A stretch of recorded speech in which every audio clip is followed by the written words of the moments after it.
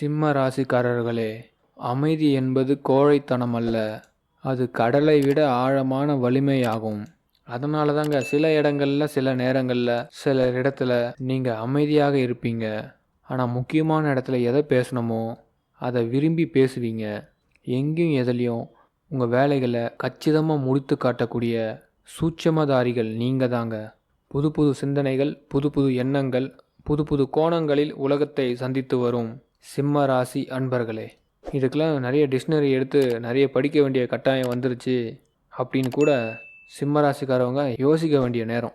என்னங்க, உலகத்தில் இந்த காலகட்டத்தில் நான் இப்படி இருந்தேங்க, இப்படியெல்லாம் வாழ்ந்தேங்க, இப்படியெல்லாம் யோசிச்சேங்க, இன்றைக்கி இருக்கிறவங்க இப்படியெல்லாம் யோசிக்கிறாங்க, இப்படியெல்லாம் நினைக்கிறாங்க, நான் என்ன பண்ணுறதுன்னு தெரியலையே அப்படின்னு தெரிந்து கொண்டு தன்னை மாற்றிக்கொண்டு சமூகத்தோடு சமுதாயத்திற்காக இந்த பிரபஞ்சத்துக்காக அப்டேட் ஆகி கொண்டே இருக்கக்கூடிய கட்டாயம் ஏற்பட்டிருக்கு.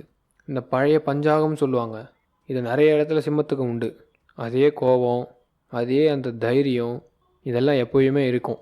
இந்த குரு வேறு வக்கரத்தில் இருந்தாரா, இந்த 4 மாதமாக என்ன பண்ணிட்டாரு, எப்படியாச்சும் நம்ம இந்த இடத்துல இருந்து விழிஞ்சிரும். நமக்கு பல விஷயங்களை போட்டு பார்த்தோம், எல்லாம் பார்த்திங்கன்னா லாஸ்ட் மினிட்டில் நிற்கிது. லாஸ்ட் மினிட்டில் ஒன்று ஒன்று நிற்கிது. இந்த தேதியில் முடிவு பண்ணலான்னு பண்ணுவோம், அந்த தேதியில் பண்ணுறதுக்குள்ளே நமக்கு படுற பாடு இருக்கே.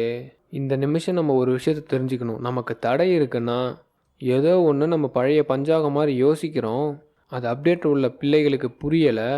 அப்போ அதனால என்ன ஆகுது, நமக்கு தடைகள் விழுவுது. நமக்கு காரியம் தானே நடக்கணும், அதுதான் நமக்கு முக்கியம். நம்ம ரூட்டு கிளியர் ஆகணும்.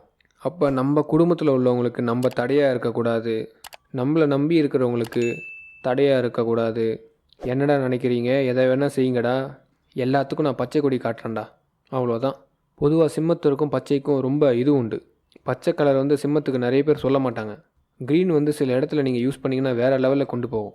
உங்கள் மேலே ஒரு மாஸ் ஏற்படுத்தும், உங்கள் மேலே ஒரு மரியாதையை கொண்டு வரும். ஏன்னா எல்லாரும் சொல்லுவாங்க, நீங்கள் பார்த்துருக்கீங்களா, சூரியனோட புதன் சேர்ந்தால் அரசாங்கமே உங்கள் கையில். சிவப்பு இருக்கிற இடத்துல பச்சை வருதுனாலே நமக்கு லைஃப்பில் ஆட்டோமேட்டிக்கலி ஒரு கிளிக் ஆகிடும். நம்ம சும்மா யோசிக்கிறது கூட சட்டுன்னு ஜெயிக்க ஆரம்பிச்சிருவோம்.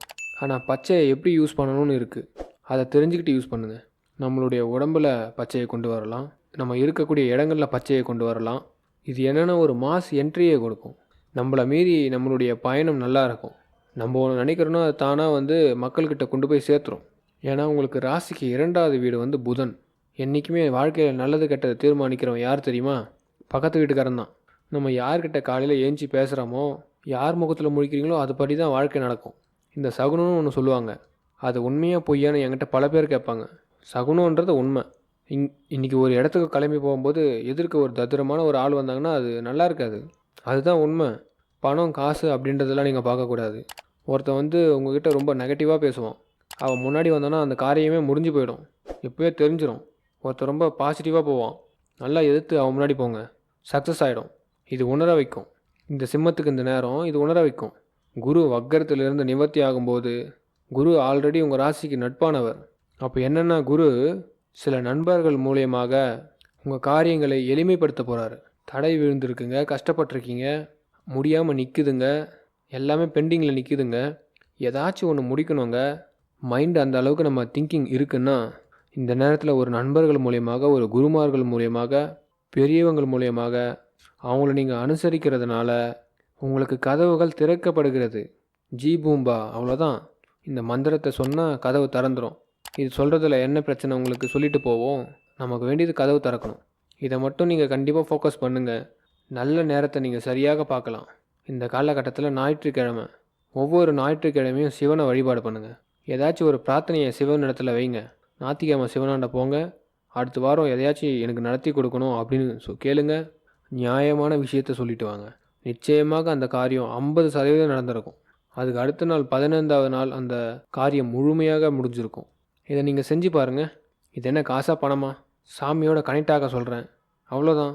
பிரபஞ்சத்தோட கனெக்ட் ஆகிறோம், படைத்த இறைவனோட கனெக்ட் ஆகிறோம். ஒன்று உறவுகளை ஃப்ரீடமாக விட்டுருங்க, இல்லை எவனையுமே கட்டுப்படுத்தாதீங்க. வேண்டாம், அவனை கட்டுப்படுறதுனால நமக்கு தலைவலி, நமக்கு நடத்துகிறத அவங்க தடுத்துப்படுறான். அடுத்து ஞாயிற்றுக்கிழமை இறைவனோட கனெக்ட் ஆகுங்க. சிவன் கோவிலுக்கு போங்க, சிவனை போய் பாருங்கள், 10 நிமிஷம் அவங்களோட நீங்கள் மிங்கிள் ஆகுங்க, அவ்வளோதான். நல்ல குருமார்கள், பெரியவர்கள் அப்படி அவங்க பேச்சை கிட்ட கொண்டு போய் சில விஷயங்களை ஃபாலோ பண்ணுங்கள்.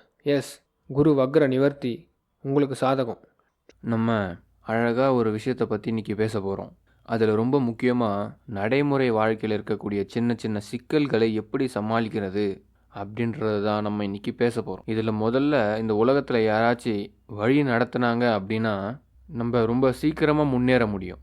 உலக வரிசையில் பணக்காரவங்க வரிசையில் இருக்கக்கூடியவங்களாம் பார்த்தீங்கன்னா யாரோ ஒருத்தவங்க வழி நடத்தினவங்க தான். யாருமே தானாக தோன்றிய சுயம்பு லிங்கங்கள் கிடையாது. நீங்கள் யோசிச்சு பாருங்கள், முதல்ல ஒரு பிளான் போட்டவங்க வெற்றி அடைகிறாங்களா, அந்த பிளான் போட்டு அதில் தோல்வி அடைந்து வெளியே போயிட்டு அப்புறம் இன்னொருத்தவங்க வந்த அப்புறம் தான் அதில் வெற்றி அடைவாங்க. இன்றைக்கி நம்மளுடைய ஜென்ரேஷனில் நம்ம நிறைய விஷயங்களை தெரிஞ்சுக்கிறதுக்கு முக்கிய காரணம் யாராக இருக்கும் அப்படின்னா நம்ம கற்றுக்கிறது தான். ஒவ்வொரு நாளும் ஒவ்வொரு பாடத்தை ஆண்டவன் கற்றுக் கொடுக்குறான். எல்லாருடைய வாழ்க்கையும் நீங்கள் எடுத்துக்கலாம். நிம்மதியாக நீங்கள் ஒரு நாள் தூங்குறீங்கன்னா அடுத்த நாள் அதை நிம்மதியோடு ஏஞ்சிக்கணும் அப்படின்னா நீங்கள் ஏதாச்சும் ஒரு பாடத்தை கற்றுக்க போகிறோம் அப்படின்னு சொல்லிட்டு ஏஞ்சிக்கணும். இன்றைக்கி என்ன நடக்க போதோ தெரியல அப்படின்னு அந்த நாள் நல்ல நாளாக இருந்தால் கூட நமக்கு விரயமாயிடும். இன்றைக்கி இந்த பாடத்தை இந்த காலகட்டம் நமக்கு கற்றுக் கொடுக்க போகுது. ஒரு குடும்ப உறுப்பினரால் அந்த பாடத்தை கற்றுக்கலாம், என்னுடைய தொழிலால் அந்த பாடத்தை கற்றுக்கலாம், என்னுடைய நண்பர்களால் அந்த பாடத்தை கற்றுக்கலாம், இல்லைனா ஊடகத்தின் மூலியமாக அந்த பாடத்தை கற்றுக்கலாம். ஏதோ ஒரு வகையில் நான் அந்த பாடத்தை கற்றுக்கொள்ள போகிறேன் அப்படின்றது தான் உறுதி. இன்றைக்கி எந்த பாடத்தை எடுக்க போகிற நீ, எனக்கு நான் தயாராக இருக்கிறேன் அப்படின்னு இந்த பிரபஞ்சத்தை பார்த்து ஒரு கேள்வியை வச்சுட்டிங்கன்னு வச்சுக்கோங்க, மரணம் என்னைக்கு அப்படின்னு தெரிஞ்சிட்டா யாராச்சும் நிம்மதியாக இருக்க முடியுமா? இன்னும் ஒரு 10 நாள் தான் நம்ம இருப்போம் அப்படின்னு சொன்னால் நம்ம நிம்மதியாக இருக்க முடியுமா? அதே 10 நாளில் இந்த இலக்கை அடைய போகிறேன், இந்த வெற்றியை அடைய போகிறோன்னா எவ்வளோ நம்பிக்கையோடு இருப்பேன். 10 நாளில் எனக்கு கிடைச்சிருமா? ரொம்ப கஷ்டமாக இருக்குங்க. எனக்கு ஒரு வேலை கிடைச்சிட்டா போதும், கல்யாணம் ஆகிட்டா போதும், குழந்தை பிறந்தா போதும், தொழிலில் வெற்றி அடைஞ்சால் போதும், நான் ஜெயிச்சிட்டா போதும், அரசியலில் சீட்டு கிடைச்சா போதும், 10 நாளில் இது நடக்க போகுது அப்படின்னு சொன்னால் எப்படி இருக்கும்? எவ்வளோ ஒரு ஹாப்பி. இதுவே 10 நாளில் செத்து போயிடுவேன் அப்படின்னா புரியுதா? அப்போ நெகட்டிவான வேர்ட்ஸ் எங்கெல்லாம் வருதோ, அப்போ நம்ம மனசு ஏற்றுக்க முடியாத வார்த்தைகள் எங்கெல்லாம் வருதோ அந்த இடத்த விட்டு முதல்ல ஒதுங்கி வாங்க.